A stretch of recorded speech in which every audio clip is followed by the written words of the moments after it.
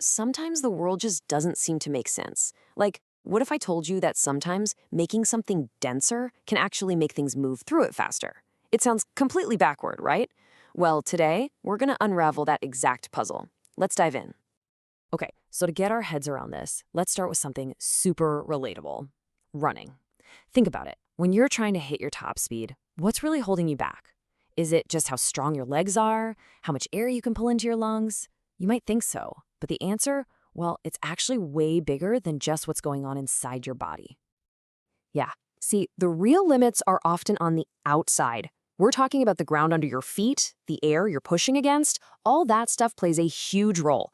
To really see what I mean, let's set up a little thought experiment. All right, picture a runner who's like a machine, perfectly consistent. Every single step they take is at the exact same rhythm. Think of it like a metronome just ticking away. Tick, tock, tick, tock. Their effort never changes. So since their internal engine is constant, we can really isolate how the world around them messes with their speed. So, first thing we got to look at is the ground itself. I mean, you know this intuitively, right? Not all surfaces are the same. The big deal here is how much spring or pushback you get from the ground every time your foot hits it. And that pushback has a name, of course. It's the elastic property. It's just a way of saying how good a material is at bouncing back after you squish it, and how much of your energy it gives back to you. The perfect example? Imagine dropping a super bouncy ball on concrete. Now imagine dropping that same ball on a thick, plush carpet. Totally different result, right? That's elasticity in action. So let's take our runner and put them on two totally different surfaces. First, hard pavement. Every step, the ground gives a ton of that energy right back. Boing! It launches them forward, making their stride longer. Now let's move them to a sandy beach. What happens? All that energy just gets absorbed. The sand just mushes down, there's no pushback, their stride gets super short, and their speed just tanks. And remember, they're putting in the exact same effort. Okay, so that gives us our first big rule of speed, you could say. The more spring back a surface has, the faster you're gonna go. Makes sense, right? But hold on, because that's only half the story. The other piece of the puzzle is that our runner isn't in some perfect vacuum. Nope, they have to move through stuff. Usually it's air. And the thickness of that stuff, what scientists call density, is the second huge factor we need to consider. So what's density? It's just how much stuff is crammed into a certain amount of space. And honestly, you don't need a textbook to understand this. Just think about it. Running through air? Easy. Now try to run with that same intensity through a swimming pool full of water. Yeah, good luck with that. It's a whole different ballgame. So for our perfect metronome-like runner, moving through something denser is like running into a wall of wind that never stops.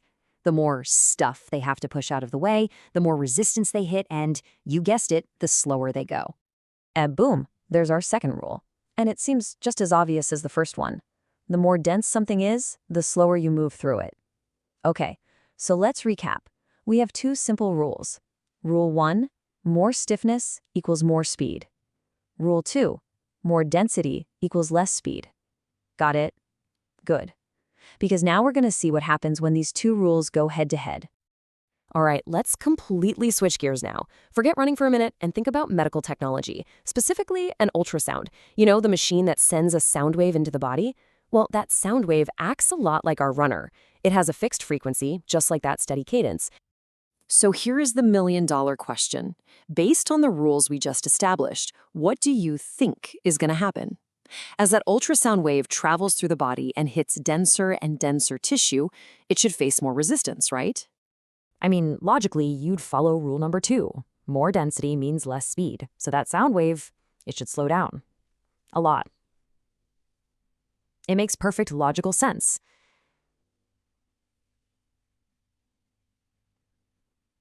Except for one small problem. It's completely wrong. Yeah, what actually happens in the real world is that when the sound wave hits that denser tissue, it speeds up. The speed actually goes up. So what gives? How is that even possible? Did we just get our rules completely backward? Well, no. This is the exact contradiction that's going to lead us to a way cooler, deeper scientific idea. The key to solving this whole mess is to remember our first rule.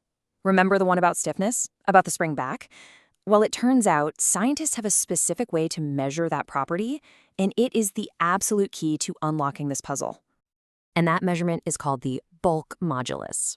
I know, it sounds super technical and complicated, but don't worry. All it really means is how much something fights back when you try to squish it. It's just the official scientific name for the stiffness or spring back we were talking about with our runner on the pavement. So you can think of the speed of a wave as a constant tug of war. On one end of the rope, you've got density, pulling with all its might to slow things down. That's our runner slogging through water. But on the other end, you've got bulk modulus, the stiffness, pulling just as hard to speed things up. That's our runner on a trampoline, getting a huge boost with every step. Okay, now here's the connection that ties it all together. In a lot of materials, and this is especially true for human tissue, these two factors aren't totally separate.